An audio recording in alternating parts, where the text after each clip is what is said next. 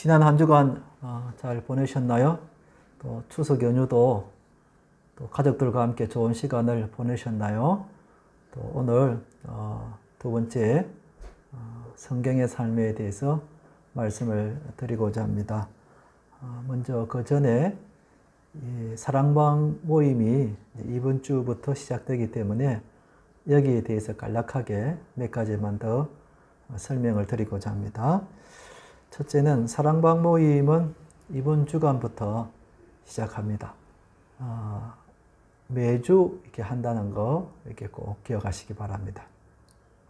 그리고 사랑방 모임에 사용되는 교재는 매주일 유인물로 나갑니다. 그 일정 로비에 보면은 항상 이렇게 비치가 되어 있습니다. 그리고 사랑방 운영을 위하여 조직을 해서 섬기기를 권합니다. 순장 외에 찬양 인도자, 또 대표 기도를 순분을 정해서 하기도 하고, 그 다음에 사랑방 헌금을 관리하는 회계를 정하기도 하고, 그 다음에 또 모임을 보고하는 서기를 세우는 것도 적극적으로 권합니다. 그 다음에 순장들께서는 사랑방 모임을 한 후에는 반드시 보고를 해주시기 바랍니다. 사랑방 보고서 역시 교회 일정 로비에 항상 비치가 되어 있습니다. 작성해서 제출함에다가 넣으시면 되겠고, 아니면은 교회 홈페이지에 들어가 보면은 그 양식이 또 있습니다. 그걸 이용해서 하셔도 되겠습니다. 그동안 코로나 때문에 2년 8개월 동안 사랑방 모임을 하지 못했는데, 이제 이번 주부터 또 열심히 해서 사랑방을 통해서 우리 순원들이 신앙생활이 더 이렇게 윤택하고 또 믿음이 더 자라게 되기를 바랍니다. 오늘은 두 번째 이과 하나님 나라를 창조하시다에 대해서 말씀을 드리겠습니다. 오늘의 핵심은 하나님이 세상을 질서정연한 하나님 나라로 만드셨다는 것이 핵심입니다. 사람들이 살고 싶어하는 나라가 있죠. 여러분들은 어떤 나라에 살고 싶습니까? 예를 들면 대통령이 정치를 잘하는 나라, 혹은 물질적으로 풍요로운 선진국 같은 그런 나라, 혹은 범죄가 적은 비교적 안전한 나라, 혹은 환경이 좋은 나라 등 사람들이 선호하는 나라가 있겠죠. 창세기 1장은 우리가 꿈꾸는 이상적인 나라의 설립을 말합니다. 도덕적으로 완벽하시며 또 사랑이신 하나님이 창조하신 나라, 그 나라가 바로 하나님 나라입니다. 죄나 또 질병이나 부족함이 없는 질서정연한 아름다운 나라, 하나님과 사람이 서로 친밀하게 교제 나누는 나라, 그 나라가 바로 하나님의 나라입니다. 천지 창조는 이 하나님 나라를 시작하는 때부터 하고 있습니다.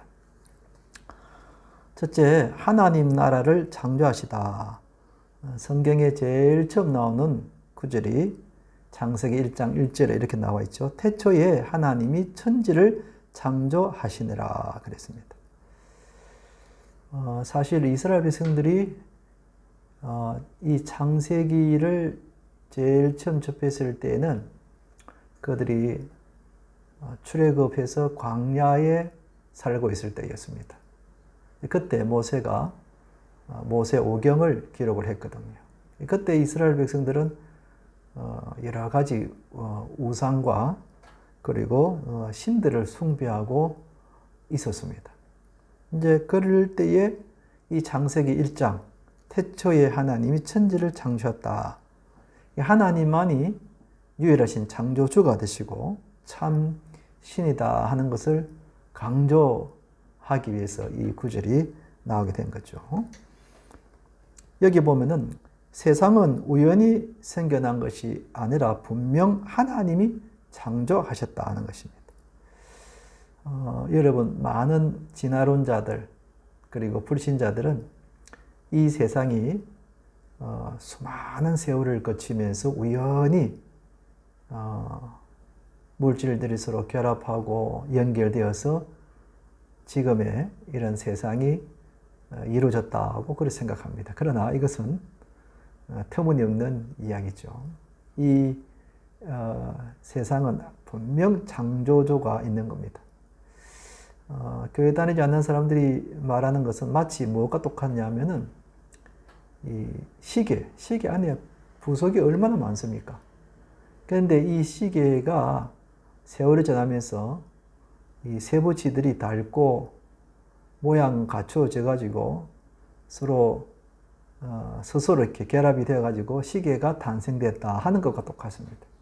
그거는 불가능한 일이죠.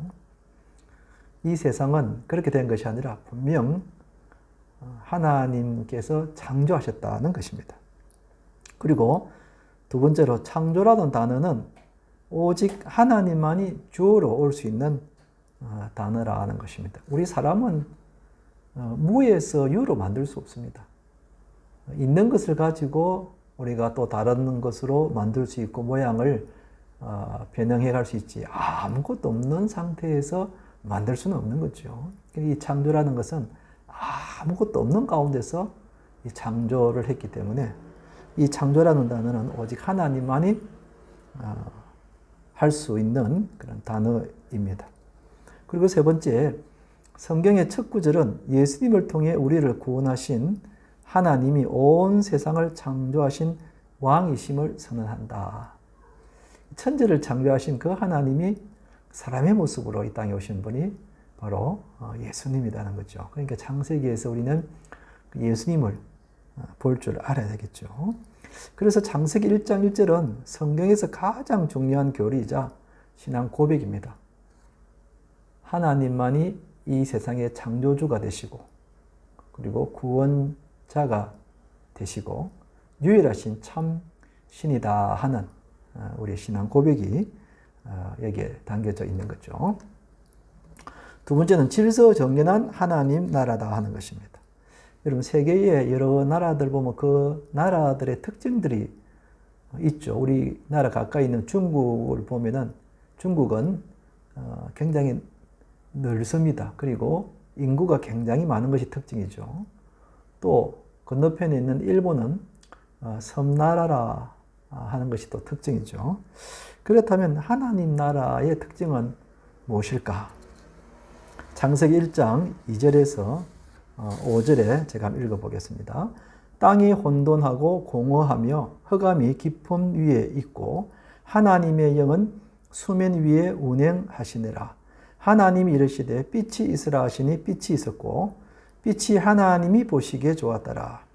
하나님이 빛과 어둠을 나누사 하나님이 빛을 낮이라 부르시고 어둠을 밤이라 부르시니라. 저녁이 되고 아침이 되니 이는 첫째 날이니라 그랬습니다. 여기서 그 하나님 나라의 특징이 뭐냐면은, 첫째, 하나님은 하나님 나라를 질서정연하게 만드셨다는 것입니다. 표를 보십시오. 6일 동안에 하나님이 천지를 창조하신 것을 보면 크게 두 부분으로 나눌 수 있습니다. 첫째는 혼돈의 질서를 부여했다는 것입니다. 그것이 첫째 날과 셋째 날까지입니다. 첫째 날은 빛을 만드시고, 둘째 날은 궁창과 하늘과 바다를 만드시고, 셋째 날은 땅과 땅의 식물을 만드셨어요. 그 다음에는 그 공허를 채우시고 다스렸다는 것입니다. 넷째 날에 그 빛을 가지고 해와 달과 별을 만드시고, 다섯째 날은 하늘의 새, 바다의 물고기를 채우셨죠. 그리고 여섯째 날에는 그 땅에 동물을 만드시고, 그 다음에 마지막으로 사람을 만드셨는데, 이렇게 뒤죽박죽으로 만드신 것이 아니라 아주 질서정연하게 만드셨다는 것입니다. 또 하나님 나라의 특징은 모든 피조물들은 하나님이 만드신 대로 그대로 되었다는 것입니다. 지금의 그 해, 달, 별, 그리고 물고기, 동물, 식물, 사람, 이것은 하나님이 그대로 만드신 거예요. 어떤 것들이 진화해가지고 사람이 된 것이 아니고 하나님이 사람을 그대로 만드신 거예요. 우리를 만드신 분은 하나님이신 거죠. 그 다음에 또 특징은 세 번째, 모든 피조물들은 하나님이 보시기에 좋았더라 하는 것입니다. 여러분, 하나님이 만드신 것 중에 보기 싫은 것은 없습니다. 다 보기 좋습니다. 하늘을 보십시오. 또 윤산에 있는 나무들을 이렇게 보십시오. 그리고 저녁에 저녁 노을을 한번 보십시오. 그리고 그 어린 아이들을 보십시오. 그 해맑은 얼굴 보십시오. 얼마나 보기 좋은지 모릅니다. 이렇게 하나님이 만드신 것은 다 보기 좋았다. 내 자신도 하나님 보시기에 좋아 보이는 겁니다. 여러분, 우리가 그것을 꼭 명심해야 합니다.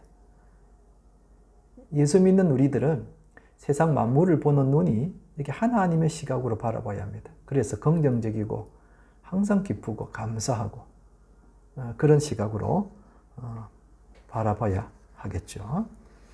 큰 세 번째로 완전하고 충만한 하나님의 나라다 하는 것입니다. 여러분, 어느 시나 어느 글에서 어떤 단어가 반복해서 여러 번 나온다면은 그것을 강조하기 위해서 그런 거죠. 창세기 2장 1절에서 3절에도 보면은 같은 말이 계속 반복해서 나오는 단어들이 있습니다. 한번 볼까요? 천지와 만물이 다 이루어지니라. 하나님이 그가 하시던 일을 일곱째 날에 마치시니 그가 하시던 모든 일을 거치고 일곱째 날에 안식하시니라. 하나님이 그 일곱째 날을 복되게 하사 거룩하게 하셨으니 이는 하나님이 그 창조하시며 만드시던 모든 일을 마치시고 그 날에 안식하셨습니다. 거기 보면은 일곱째 날 그리고 안식했다는 것이 반복해서 나오죠. 여기 일곱이라는 수는 완전함을 나타냅니다. 성경에서 일곱이라는 그 숫자는 완전하다는 그런 숫자입니다. 그러니까 하나님께서 6일 동안 창조하시고 제7일 일곱째 날에 쉬었다는 것은 하나님께서 계획하신 것을 그 창조를 완전하게 이루셨다 하는 그런 뜻입니다. 그 다음에 안식하시다는 뜻은 창조 사역을 완성하셨음을 강조한다는 것입니다. 안식하신다는 것은 쉰다는 그런 뜻을 가지고 있죠. 그런데 사역을 완전히 다 이루셨기 때문에 쉬는 거죠. 일을 만약에 다 마치지 못했으면 쉴 수가 없죠. 그런데 쉰다는 것은 일을 다 끝마쳤다, 완성했다 그런 뜻이 있는 거죠. 그러니까 하나님은 6일 동안에 모든 창조 사역을 완전히 완벽하게 다 이루셨다는 것입니다. 이렇게 하나님의 그 나라가 완성되었음을 의미한다고 할 수 있겠습니다. 세 번째는 하나님께서 일곱째 날을 복되게 하시고 거룩하게 하셨다는 것입니다. 하나님의 나라는 복으로 가득하고 그리고 거룩한 나라다 하는 것입니다. 이 일곱째 날이 구약 시대는 안식일을 의미하죠. 안식일에는 아무 일도 하지 않고 쉬는 그런 의미보다는 창조주 대신 하나님을 생각하고 경배하고 영광을 올려드리는 날이다. 첫째 날에서 6일 동안은 우리를 위해서 열심히 일을 하지만은 마지막 7일째는 우리를 창조하시고 이 세상을 창조하신 완전한 분이신 하나님을 찬양하는 날. 그렇기 때문에 그 날이 복된 날이다 하는 것입니다. 구약시대의 안식일이 지금의 주일이죠. 그래서 우리는 주일날 교회에 와서 우리의 창조주가 되시고 이 세상 모든 만물을 창조하시고 지금도 주관하시는 하나님께 경배하고 찬양을 올려드리는 겁니다. 그럴 때에 하나님 우리에게 복을 주시는 것이고 그것이 거룩한 것이 되는 거죠. 그리고 네 번째, 이제 예수님이 오셔서 복되고 거룩한 나라를 회복하기 위하여 이 땅에 오셨다 그랬습니다. 구약의 그 율법은 완전하지 않죠. 그래서 예수님께서 오셔서 구약의 율법을 완벽하게 이루시기 위해서 오셨는데요.